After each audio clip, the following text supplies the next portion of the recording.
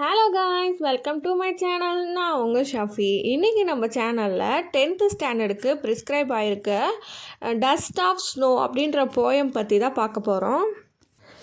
இந்த போயத்தை எழுதினவர் ராபர்ட் ஃப்ரோஸ்ட்.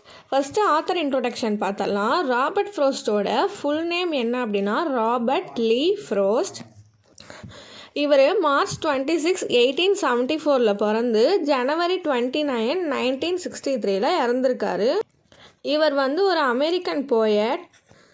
இப்போ இந்த போயத்தோட இன்ட்ரோடக்ஷன் பார்த்தலாம். இந்த டஸ்ட் ஆஃப் ஸ்னோ அப்படின்ற போயம் எதை ரிஃப்ளெக்ட் பண்ணுது அப்படின்னா, திடீர்னு நேச்சர் மூலியமாக ஒரு சடன் சேஞ்சஸ் ஏற்பட்டதையும், அது ஸ்பீக்கரோட மூடை எப்படி மாற்றுச்சு, எந்த மாதிரி அவர் மூடில் இருந்ததையும் கூட ஒரு நெகட்டிவ் திங்கிங்கில் இருந்ததை பாசிட்டிவாக மாற்றுச்சு அப்படிங்கிறதையும், ஆத்தர் எப்படி அந்த இதை அவரோட அந்த பேட் திங்கிங் நெகட்டிவ் திங்கிங்லேருந்து ரெக்கவர் ஆகி வந்தார் அப்படிங்கிறத பற்றி சொல்லுது.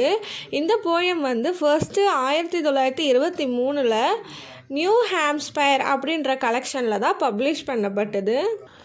ராபர்ட் ஃப்ரோஸ்ட் ஒரு நேச்சர் போயட் அப்படிங்கிறதுனால இந்த போயமில் நமக்கு நேச்சர் கொடுத்த ஒரு சூப்பரான விஷயத்தை பற்றி தான் சொல்லியிருப்பார்.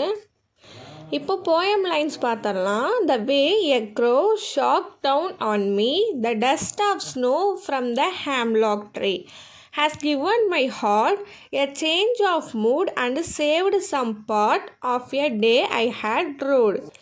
இந்த போயமில் மொத்தம் 2 ஸ்டான்ஸாக இருக்குது. இது சும்மா நம்ம நார்மலாக படித்து பார்த்தாலே புரிஞ்சிடும். அவ்வளோ ஈஸியான ஒரு போயம் தான்.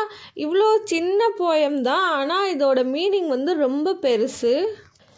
இப்போது ஸ்டான்ஸா வைஸ் இந்த போயம் என்ன சொல்லுதுன்னு பார்க்கலாம். ஃபஸ்ட்டு ஸ்டான்ஸால் ஆத்தர் என்ன சொல்கிறாரு அப்படின்னா, ஆத்தர் ரொம்ப சேடாகவோ டிப்ரெஸ்டாகவோ ஒரு மூடில் ஒரு ஹேம்லாக் ட்ரீ எல்லாத்துக்கும் தெரியும்ல, அந்த ட்ரீக்கு அடியில் போய் உக்காந்துருக்காரு. அவர் ரொம்ப சேடாக டிப்ரெஷாக இருக்கார். அந்த ஹேம்லாக் ட்ரீ ஒரு பாய்சனஸ் ட்ரீ அப்படின்னு சொல்கிறாரு. அந்த ஹேம்லாக் ட்ரீக்கு அடியில் உக்காந்துட்டு அவரோட லைஃப்பில் நடந்த சேடான விஷயம், அவருக்கு பிடிக்காத விஷயம், அதுக்கப்புறம் அவர் வேணாம் அப்படின்னு வெறுத்த விஷயங்கள்லாம் அவருக்கு ஞாபகம் வந்துக்கிட்டே இருக்குது. அதெல்லாம் நினச்சி ரொம்ப சோகமாகவே இருக்கார். ஆத்தர் சிரிக்கவே இல்லை. ஒரு டிப்ரெஸ்டு மூட்லேயே அந்த ஹேம்லாக் ட்ரீக்கு அடியில் உக்காந்து இதெல்லாம் யோசிச்சுட்டே இருக்கார். அப்போது அந்த நேரத்தில் அங்கே ஒரு க்ரோனா காக்கா வருது. அந்த செடியில் உக்காருது. அது கனடா அப்படிங்கிறதுனால ஃபுல்லாகவே ஸ்னோவாக இருக்குது. அந்த செடியாக இருக்கட்டும், அந்த க்ரோயாக இருக்கட்டும், அந்த தரையாக இருக்கட்டும், எல்லா இடமுமே ஸ்னோவால் கவர் பண்ணப்பட்டிருக்கு. எங்கே பார்த்தாலும் ஒரே ஸ்னோ தான் இருக்குது. அந்த ஹேம்லாக் ட்ரீ மேலே ஒரு க்ரோ உட்காருது. ஆக்சுவலாக நம்ம காக்கான்னும் போது நம்ம என்ன நினைப்போம், க்ரோ ஆக்சுவலி ஒரு நெகட்டிவ் சைன் தான், அது ஏதோ ஒரு நெகட்டிவ் சிக்னல் தான் கொடுக்குது அப்படின்னு தான் நினைப்போம். ஸோ அதே மாதிரி தான் அந்த க்ரோ உட்காரவும் ஆத்தர் என்ன நினைக்கிறாரு, ஏற்கனவே அவர் டிப்ரெஸ்டு மூடில் இருக்கார், ஏற்கனவே நெகட்டிவ் திங்கிங்கில் தான் இருக்கார். ஸோ இந்த க்ரோ உட்காரவும் அந்த ஆத்தர் என்ன நினைக்கிறாரு, இன்னும் நமக்கு நெகட்டிவ் சைனாக தான் வந்துகிட்டே இருக்கே லைஃப்பில் அப்படின்னு சொல்லி இன்னும் டிப்ரெஸ்ட் ஆகிறாரு. அப்போது என்ன பண்ணுதுன்னா, அந்த க்ரோ அதோட பாடியை ஷேக் பண்ணுது. ஷேக் பண்ணும்போது நான் சொன்னேன்ல கனடாவில் ஃபுல்லாக ஸ்னோவாக இருக்குன்னு, அப்படி ஷேக் பண்ணும்போது அந்த இடத்துல ஒரு சடன் சேஞ்சஸ் நடக்குது. அந்த சடன் சேஞ்சஸ் தான் ஆத்தரோட லைஃப்பில் அவர் கண்ணை திறந்து விட்டு சேஞ்சஸ்னே சொல்லலாம். அது என்ன சேஞ்சஸ் அப்படின்னு செகண்ட் ஸ்டான்ஸால் பார்க்கலாம். செகண்ட் ஸ்டான்ஸால் அந்த க்ரோ அதோட பாடியை ஷேக் பண்ணும்போது அது மேலே ஒட்டி இருந்த ஸ்னோவும் அந்த மரத்து மேலே இருந்த ஸ்னோ எல்லாமே மரத்துக்கு அடியில் உக்காந்துருந்த ஆத்தரோட மேலே விழுது.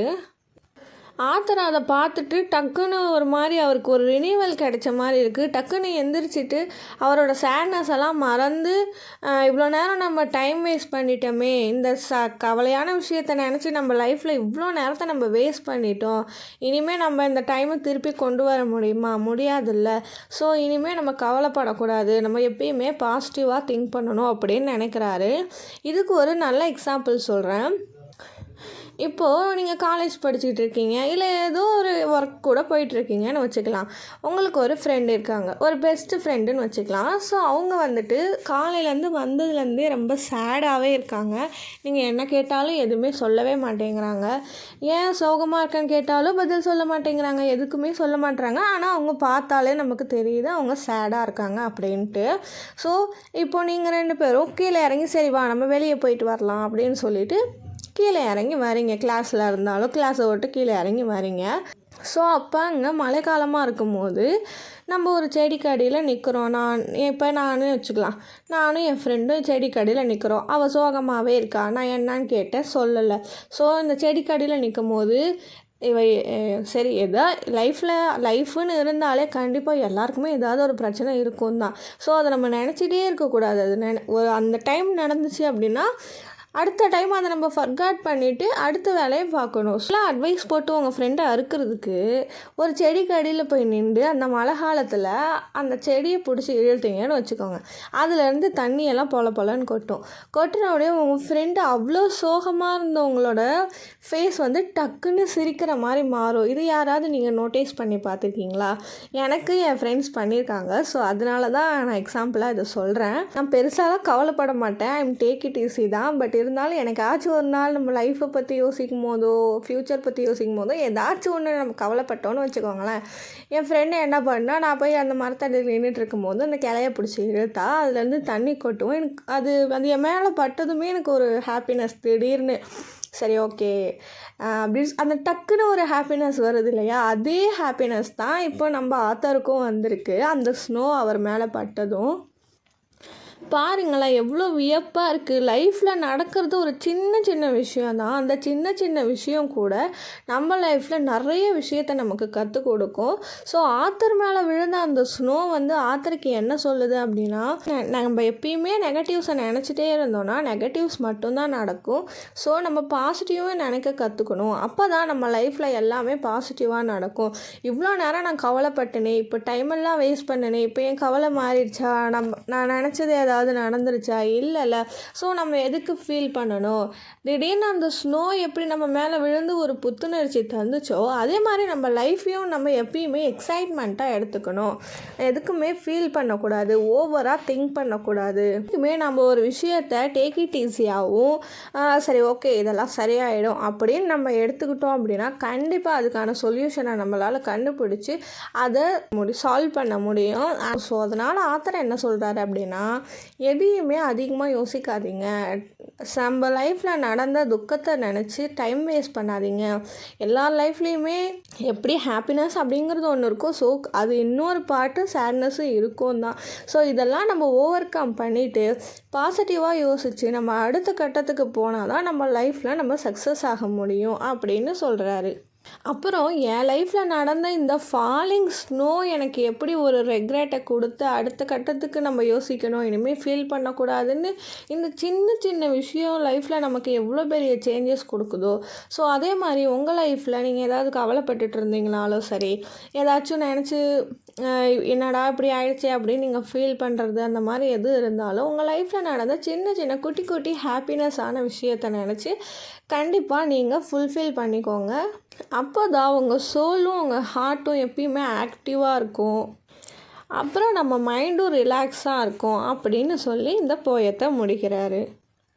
எவ்வளோ அழகான போயம் இல்லை?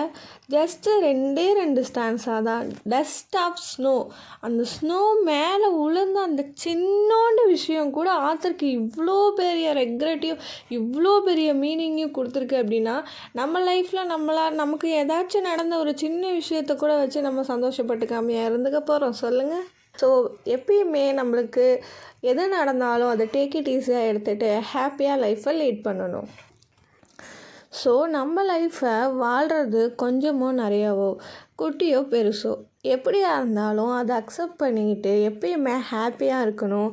அதிகமாக சேட்னஸை யோசிக்காமல் இருக்கிறத வச்சு சந்தோஷப்பட்டு நம்ம சந்தோஷமாக இருக்கணும். இந்த போயத்தோட சம்மரி உங்கள் எல்லாருக்கும் புரிஞ்சிருக்கும்னு நம்புகிறேன். தேங்க்ஸ் ஃபார் வாட்சிங். Please subscribe my channel.